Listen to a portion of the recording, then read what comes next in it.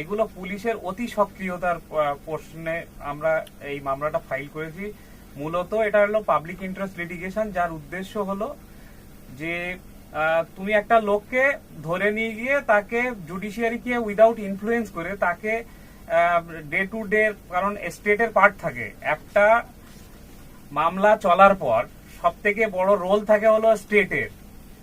State properly investigate করবে, state properly chargesheet দেবে, তারপর হলো প্রসিকিউশন থেকে সেটাকে অপোজ করা হবে, উইটনেস হবে, তারপর কনক্লুড করে তুমি তাকে গলায় দড়ি দিয়ে ঝুলিয়ে দাও। আমাদের কোনো আপত্তি নেই।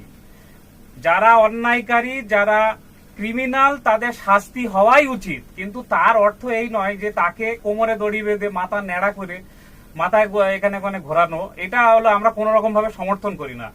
এটা যেমন আইনের পরিপন্থী, সুপ্রিম কোর্টের বিভিন্ন গাইডলাইন আছে, পুলিশ রেগুলেটরি মানে পিআরবির পার্ট আছে যে কোথায় হ্যান্ডকাপ কোমরে দড়ি বাঁধা যাবে, কোথায় বাঁধা যাবে না, কিন্তু সেটা হলো এক্সেপশন সার্কামস্টান্সেসে। কিছু ক্ষেত্রে আছে যেগুলো হলো মানে ডিস্ট্রিক্ট ম্যাজিস্ট্রেটের পারমিশন নিতে হবে। সুপ্রিম কোর্টের 1989 থেকে 1990 পরবর্তীতে বহু জাজমেন্টে বলা আছে যে এইরকম ভাবে তুমি একটা অ্যাকিউজডের যে বেসিক রাইটটা সেটা তুমি হিউমিলেট করতে পারবে না। আমি হলো মামলার পিটিশনার। আজকে আমাদের উদ্দেশ্য হলো, মানে আমাদের মেন উদ্দেশ্য হলো যে যাতে কোনো রকম ভাবে মানুষকে হিউমিলেট না করা হয়। সে অ্যাকিউজড হলে তার একটা রাইট আছে।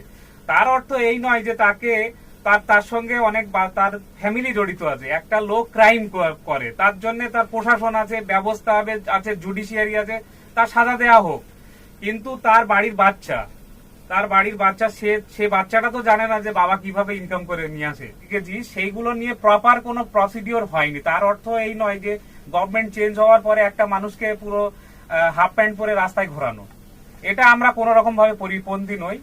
এবং সুপ্রিম কোর্টের এটা কোনো রকেট সায়েন্স নয়। সুপ্রিম কোর্টের বিভিন্ন গাইডলাইন আছে, হাইকোর্টের গাইডলাইন আছে। আমাদের ক্যালকাটা হাইকোর্টের জাস্টিস জয়মাল্য বাগচির একটা অর্ডারও আছে, যেখানে ডিভিশন বেঞ্চের একটা অর্ডার, যেখানে একদম পুরো ফ্রেমওয়ার্ক করা আছে যে প্রিজনারদের ক্ষেত্রে কি কি ভাবে তাদেরকে ট্রিট করতে হবে। কোনো অর্থেই তাদেরকে কোমরে দড়ি, হাতে হ্যান্ড গ্লাভস এইসব পরানো যাবে না।